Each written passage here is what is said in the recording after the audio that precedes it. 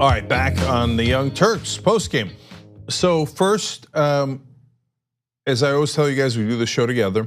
A lot of you tweeted in that New York Times story that we talked about in regards to Venezuela today was first broken by an independent media journalist, and his name is Max Blumenthal. And in fact, he talked about that story last week on Aggressive Progressive. So our network had that story earlier. My bad in not recognizing that. So if I was Tucker Carlson, I'd be like, whatever. Okay, I'm gonna stick by it. But Max Blumenthal, great work there. And Glenn Greenwald is right when he points out on Twitter, New York Times should have given credit to the independent media that originally uncovered that. True, I'm wondering whether the New York Times came to its conclusions on its own or if it really did just steal the work of another journalist, right? My guess is, look, this is just my theory. Of course, I don't know for sure. They don't take independent media seriously. You see what I'm saying? No, I know, and Max Blumenthal is persona non grata on any other network, and they call him all sorts of names, etc. He's a Jewish American who is against the Israeli occupation. So there's other issues, but in a lot of ways that's gotten him blackballed. Now there's plenty of Jews now in the country who are against the Israeli occupation, don't get me wrong, but he reports about it and he's very critical of the Israeli government, right? And so that already made him toxic to the mainstream media. And so, but we had him on, so if you guys are all members, check out the Aggressive Progressive where he was on and talked about that same story. So I'm proud that we did that, Aggressive Progressive did that.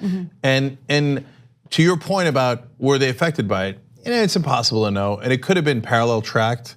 I have a feeling that maybe some of their readers might have drawn attention to Max Blumenthal's work or whatever, and my guess is the reporters don't take independent journalists seriously. So they probably wanted to corroborate or investigate it themselves and come up with the same conclusion. I don't know. Again, no, of course. Well, I mean, they should corroborate. Yeah, that's great. There's nothing wrong with that. But if they were tipped off to it by other journalists, normally the proper ethics is to mention that. Yeah, but as we know, ethics don't really play a role in American journalism anymore. So, but at the same time, I still want to give the New York Times credit for at least following up on it and doing it. And let's keep it. In fact, that proves one of the things I was saying in the video. So you see how I was right all along. No, seriously, where I said if an independent media outlet had done this, the rest of the media would never correct the story. And it turns out, little did I know, an independent media outlet had already done it, and even on our network, and the rest of the media had not corrected the story. Now the New York Times has done it, they'll of course take it quote unquote more seriously. Yeah, and also let's be real. While I would guess most of the people who are members of this network do appreciate and listen, watch, and read independent news sources, I don't think most people do yet, right? And so the New York Times reporting that very critical correction is a big deal. So I think they still deserve that credit. Yeah, definitely. Anyway. And a little bit of discredit for not pointing out the source, but that's okay. And again, like you said, we don't know exactly where they got it from. Okay, I'm gonna do one quick serious thing here before we get on to the fun stuff. And I actually do want to talk about fake Melania a little bit. Okay. Just to have a little bit of fun. Okay. So, but the serious thing is, in one of the stories we were talking about, Trump requesting more money for defense spending, but slashing Medicare, Medicaid, et cetera. And we ran out of time and we didn't get a chance to talk about the deficits that were created because of this. And they say even with cutting Medicare nearly $1 trillion, they still don't get the deficit under control at all because they just gave away too much to the rich and to corporations. So I wanted to show you a graph here of the deficit. Well, I'll probably do this on other shows too. And boy, that's really white and hard to see, but or gray in that, at least on our screen. But that's the annual budget deficits from 2002 on. So you see, they're actually very small when Bush comes into office. In fact, they were a surplus before that. And Bush grows them, and then the market, the economy crashes, and then you got a double whammy, and also Bush did giant tax cuts as well, even bigger than Trump. So the giant tax cuts with a broken economy just pummels the revenue that's coming in, and so the deficit explodes. He hands that off to Obama, and Obama, as you can see there, whittles it down. He brings it all the way down, and not all the way down to zero, but he cut it by more than half. Hands it off to Trump, what happens? Boom, we're back to giant deficits. Gee, I can't tell what's happening here. It's clear as day. You look at any chart, and it's whenever there's a Republican president, Reagan, boom, deficits go up. Clinton brings them down. Bush brings them up. Obama brings them down. Trump brings them up. And what do all the media do? Oh, Republicans are against deficits.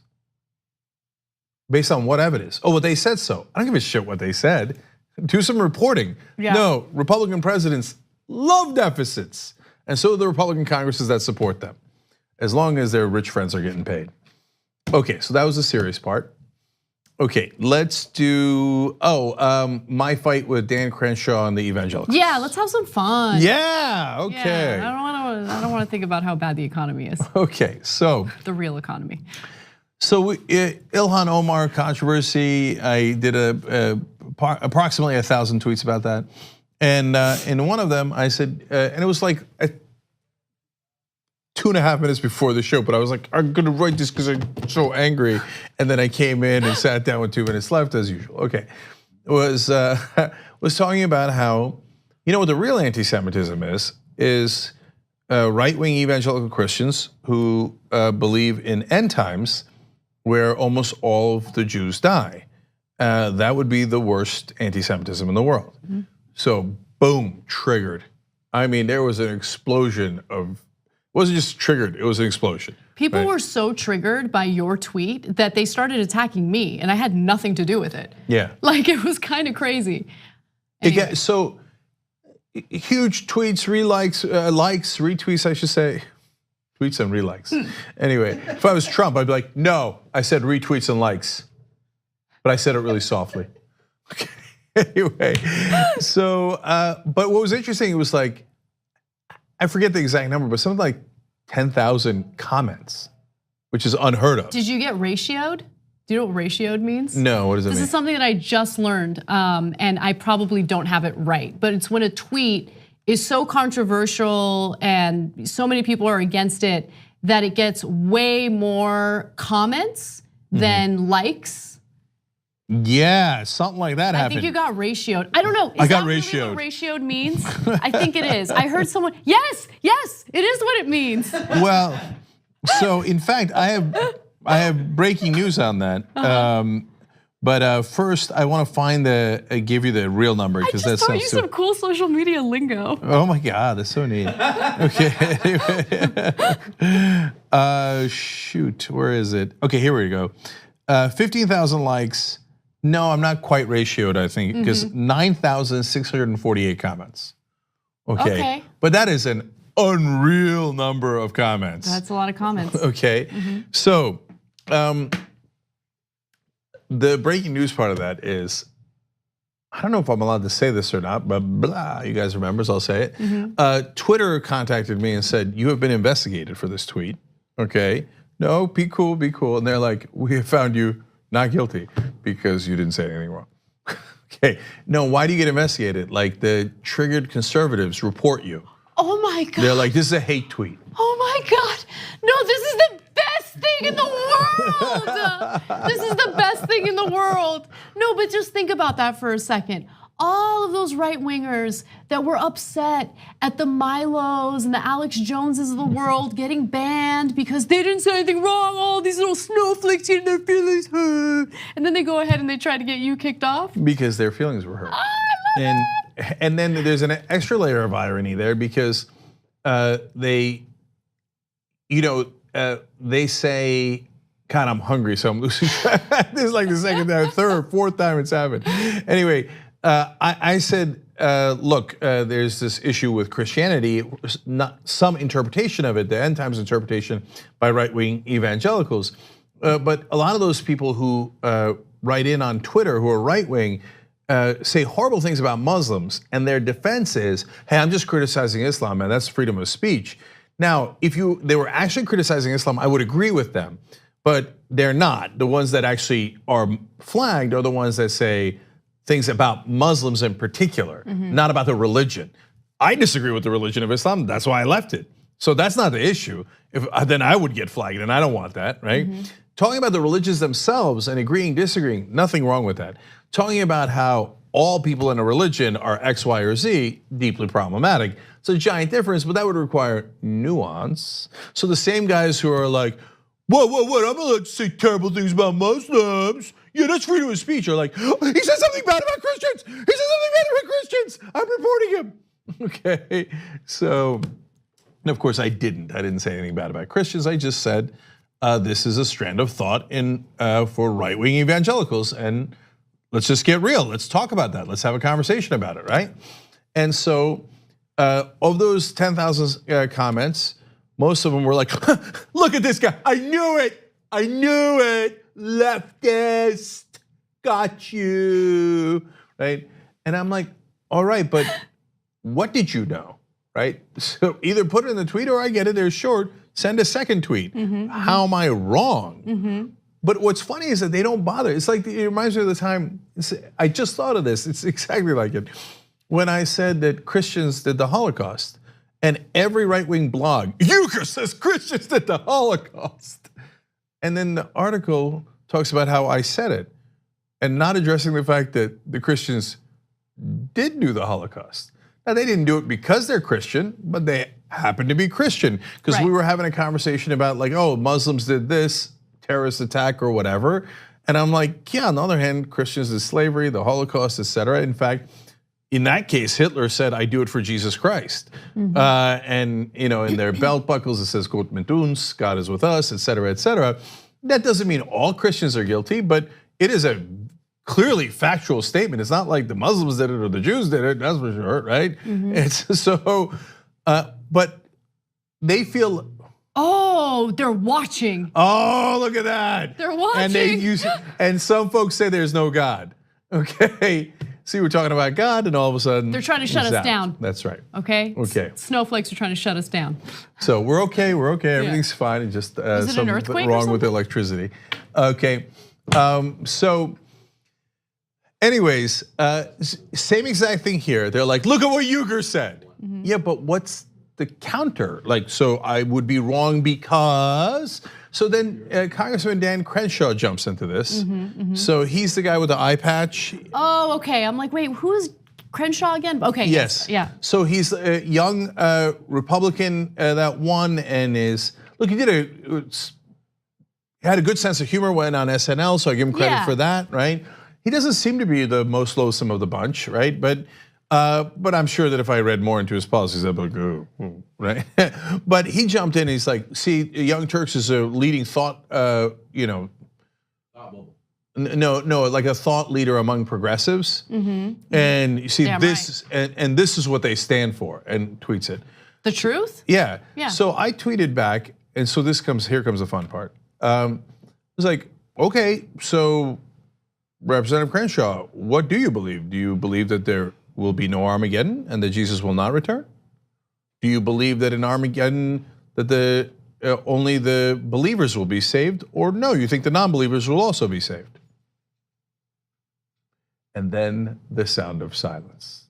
Ooh. Okay, I checked the comments, not only from Crenshaw, but from all the triggered conservatives. All of a sudden, they flee the scene. Because, wait, you thought what I was saying was hateful and terrible and awful, and how could you possibly say that about Christians? So, okay, great, then you tell me what happens at Armageddon. Well, that's kind of uncomfortable because we definitely want, answer number one is we definitely want Armageddon because that's when Jesus returns. Answer number two is all the non-believers die. Answer number three is that includes all the Jews except 144,000 Jews who converted. Okay. So, question, and this is my ignorance on religion. So, when right-wing evangelicals talk about preserving Israel, and until they blow it up. Until they, okay, so they just want to preserve it so they can. Yeah, there's a whole chronology. You can see it. I sent a link to one of hundreds of websites, you can see the same thing, okay? So Israel's got to be formed, they got to tear down Al-Aqsa Mosque. They don't call it Al-Aqsa Mosque, of course, in the Bible because Islam didn't exist when Christianity was, but there's the foe has some sort of temple or something that it gets torn down, and in this case, it appears to be Al-Aqsa Mosque, and they talk about that as well. And so that starts a huge war. So they're celebrating all these horrible things that happen, and then the Antichrist comes, and there's hell on earth, and some people get vacuumed, others don't, and we all suffer, and then eventually, 7 billion people die, and they're ecstatic about it. Now, let's be fair and give you the full context. First of all, a lot of people believe that the Bible is an allegory, like a lot of Muslims believe the Quran is an allegory, et cetera, certainly Jews in the Old Testament, Talmud, et cetera. And it's stories, and it's stories you're supposed to learn lessons from. I don't know what good lessons there are to learn from those stories, but that's okay. So those folks are great, wonderful, no problem. Allegories, okay. And then there are good Christians that have a different interpretation of those words. And then there are the Christians who are right-wing fundamentalists who have added on top, right? Like, did Jesus vacuuming people into the sky? That's not in the Bible. That's just an evangelical strand in America. There's all these end times books, and that's the ones where there's a pilot and he gets sucked up into the sky, and the plane crashes, and there's accidents all over the highways because the good Christians were vacuum cleaned up into heaven, and so only the bad drivers are left behind. Yeah, well, good or bad drivers is irrelevant. Whether you took Jesus Christ into your heart is what's relevant. And so they're vacuumed up, and then the car crashes and kills people, and they're like, "Yes, that's awesome!" And everybody on the plane died who wasn't a believer. That's awesome, right? So that is unfortunately a huge chunk of the country. It's like, I don't know what the numbers are, but evangelical right-wingers are about 25%, 25 to 30%. Not all of them believe that, okay? But a lot of them do. It's a big number. And that stuff is for, like, in my opinion, that's lunacy, okay? So if you want to get triggered by that, that's your call. But I want to be extra clear on one thing. So the right wing will say, well, some Muslims believe this, right? And some percentage of Muslims believe that, and hence that must mean all Muslims do. No, by definition it doesn't, right? And the number one thing that they make as a mistake is, well, the religious text in Islam says this, it's terrible in X, Y, or Z. Now, devout Muslims say that's not true, Islam is a religion of peace, and those are the Muslims I prefer, but they're not exactly accurate. The text says wonderful things, the text says terrible things, right? Yep, just like the Bible. Right, but the Sam Harrises of the world go, well, since Islam says this, Quran says this, that is what, by definition, what all Muslims believe. Not remotely true. In fact, Janine Pirro, in essence, did that in the story that we covered today. Well, she's a Muslim, and in the Quran it says this, and so she must believe in Sharia law, which is strict adherence, fundamental or orthodox adherence to the Quran, and hence she must not support the Constitution. Well, if you apply that same exact standard to Christianity and Judaism, it'd be a disaster because the texts are awful. Even Sam Harris on this show admitted the Old Testament is the worst, the most violent of the texts. But the reality is, not all Christians believe that. In fact, if you look at the horrors of the Old Testament, a very, very small number of Christians believe that, right? So they just don't believe what's in the books because it's not convenient, right? So that's why I don't want you to think all Christians believe X, all Muslims believe Y. No, but so look at the people who actually believe it. And anyway, bottom line is, I did a bunch of those things. So do you believe this or do you believe that? None of the conservatives wanted to answer any of those questions. Congressman Crenshaw didn't, all the critics didn't, the Mark Dices of the world didn't. They all ran and ran and ran. Because how are you gonna answer the question if you're a right-wing evangelical? Do you want Jesus to come back or don't you? The correct answer is definitely yes. Does Armageddon happen before Jesus returns? The correct answer is definitely yes. So, and are all the Jews murdered? Yes, okay. So if you're telling me you're looking forward to that, they say, well, no, I'm not looking forward to that. I'm not looking forward to the Jews being murdered, and I'm not looking forward to Armageddon, but we got to have it. Okay. No, but the problem is if in the real world you try to make that happen, to try to hey, my sky god's going to come back quicker if we have the war, and first the Muslims are killed, but then the Jews are killed. But it's okay, that's great because my sky god's coming back. Jesus, literally. Okay. Wow. So anyway, it started fun. It took a turn. Yeah, I have one comment that's kind of related to this, but think about all the wonderful things the world has to offer, like beautiful nature if we weren't destroying it so much, right? All the things that make people happy, like friendship, love, food, sex, whatever, all those things. Why can't people just focus on that? You're here, okay?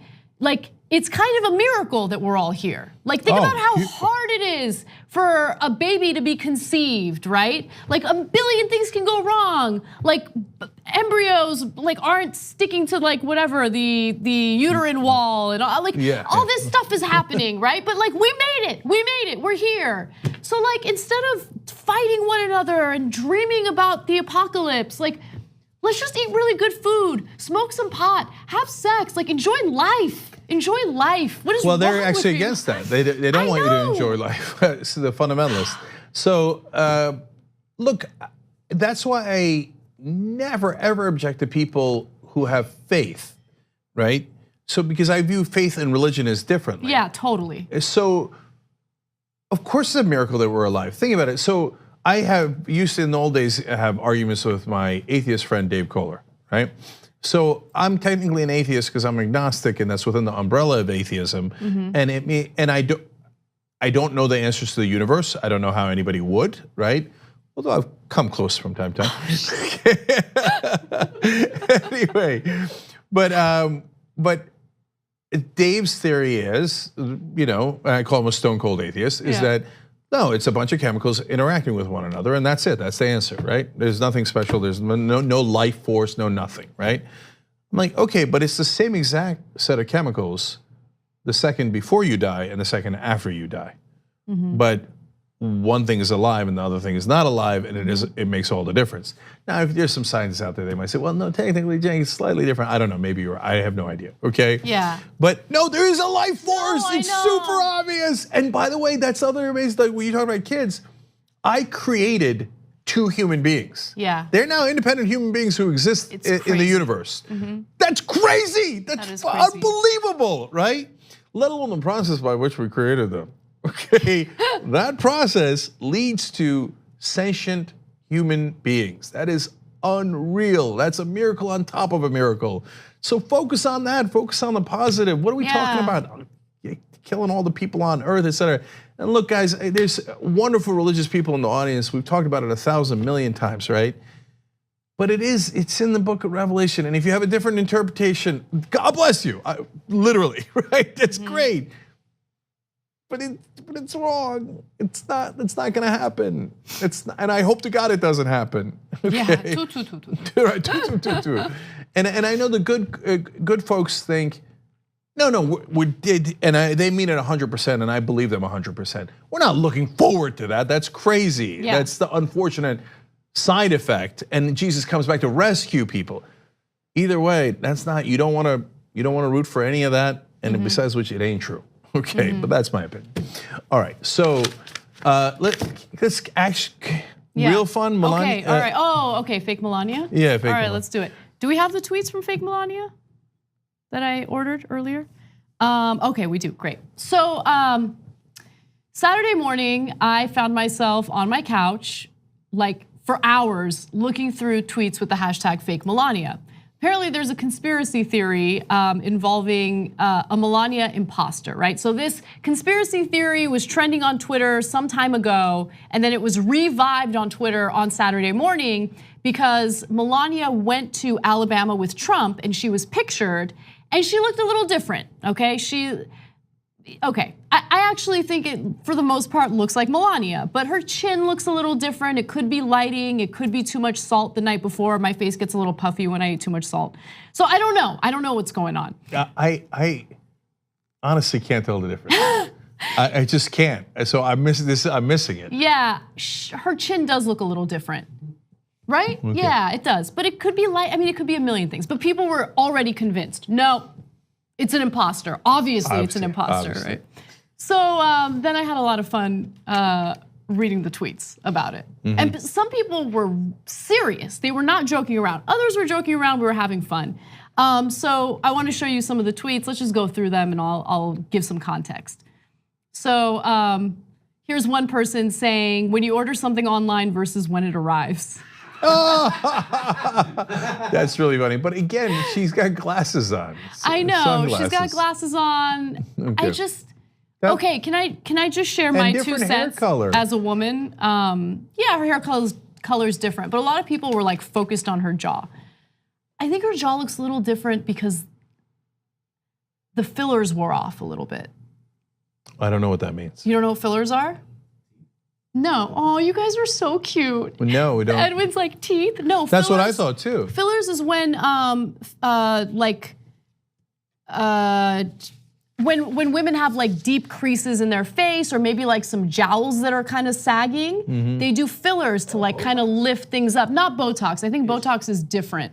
But fillers like Juvederm is a filler. Oh, okay. You see what I'm saying? So the fillers wore off, and that's why she's sagging. A little bit, yeah. That's what it looks like to me. That's 100% what it is. Yeah, yes. And like I feel bad because I know it makes it seem like I'm accusing her of using fillers, which by the way I'm not judgmental about at all. But like, yeah, she uses fillers. Come on, let's keep it real. Of course, I don't know. I don't even know what they are, but of course she uses them, and that's okay. She's in public. Yeah. And she gets. Are you kidding me? I mean, look at this. She's getting criticized nonstop on her appearance. Totally. So I don't mind her using fillers, and she probably feels devastated that people are like, think it's a fake Melania because the fillers wore off, and she probably is thinking, I knew it, I shouldn't have gone out, right? I know, girl, but like, you got all the resources in the world. You got to get that shit scheduled, you know? Make sure you're on time. Yeah, all right. But you know, what would Trump have said if it was a woman he opposed? About fillers? It's a good point. I mean, didn't he make fun of Mika Brzezinski? That's right. And she had plastic surgery. She was bleeding all over her face. He's such a piece of shit. He really is. Okay. Anyway, so there were other funny tweets. Let's take a look at the next one. Okay, so people were providing evidence of how it's an imposter, and they showed that Melania was holding hands with Trump, which would never happen. Like the real Melania would never hold Trump's hand. She would swat it away, but she wouldn't hold it. So that was honestly the most compelling piece of evidence. No, come on, none of this is compelling. None of it. This is like the worst conspiracy theory ever. / the best one because it's fun. It was. I just had so much fun going through it. There was one. Let's take a look at the next one. Okay, so some people were arguing, this is my favorite one. Okay, the recasting of Melania is the worst I've seen since they recast Aunt Viv in Fresh Prince. So true, so true. They didn't look like each other at all. So that was funny. But you guys should watch my No Filter segment on it. Not to do a shameless plug, but I think it was. They're members. You can do anything. Go watch No Filter. Yeah, you guys get to watch it, like the video version for free, which is cool. Yeah. Well, not for free, because obviously you're members, but you should check it out. Weird. It was my first attempt to write a funny script now that Brett is no longer helping me write No Filter. Yeah. Now I gotta check it out. Brett's really funny, man. Okay. He's a really good writer. Yeah, Brett's now producing this show. The main show, yeah. Yeah, so anyways, so then Anna writes a tweet. JR actually tipped us off, being the senior producer that he is, early Saturday morning. And we all started joking around about it on text. Me, Anna, JR, Jesus and stuff. And Anna then writes a tweet about it. And then Mediaite picks up the tweet and puts it in an article. Yeah. And by the end of the day, somehow JR's joking text had turned Anna into the leading expert on fake Melania. I know. It was pretty funny. Yeah, and so she didn't tweet for real, by the way. Yeah. So I'll tell you the last 2 things on this that are fun.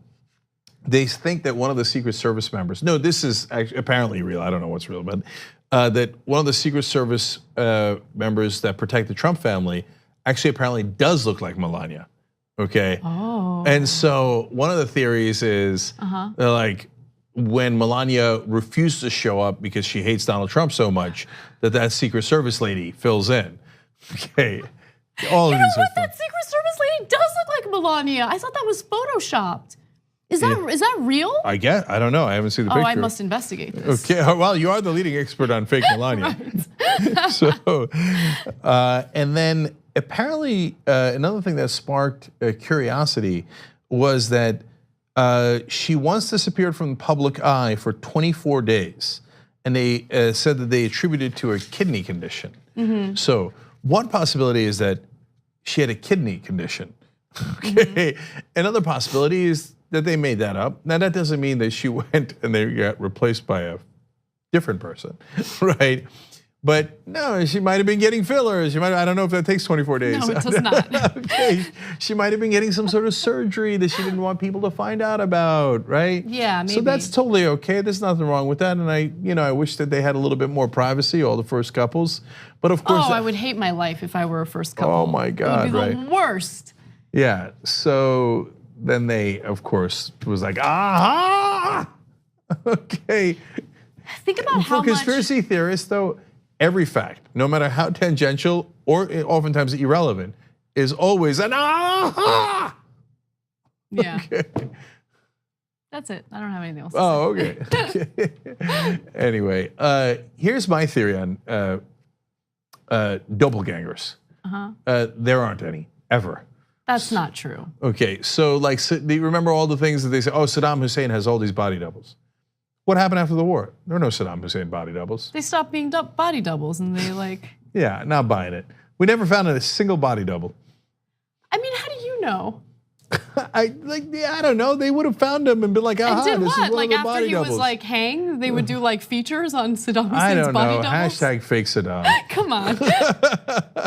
So I never believe in doppelgangers. I really wish I had a doppelganger that I could utilize effectively, right? And I would just have her do all the things I don't want to do. It'd be fucking awesome. She went somewhere there. She was fantasizing in the middle of that story. I just thought about meetings at work. And she would be more polite than I am. She'd go with the notebook and the pen, and she would listen earnestly, take notes, give everyone compliments. That's when we would know Yes. it's not you. I'd be right away, hashtag fake Anna. Okay. All right, guys, we gotta go. Thank you. We'll see you tomorrow.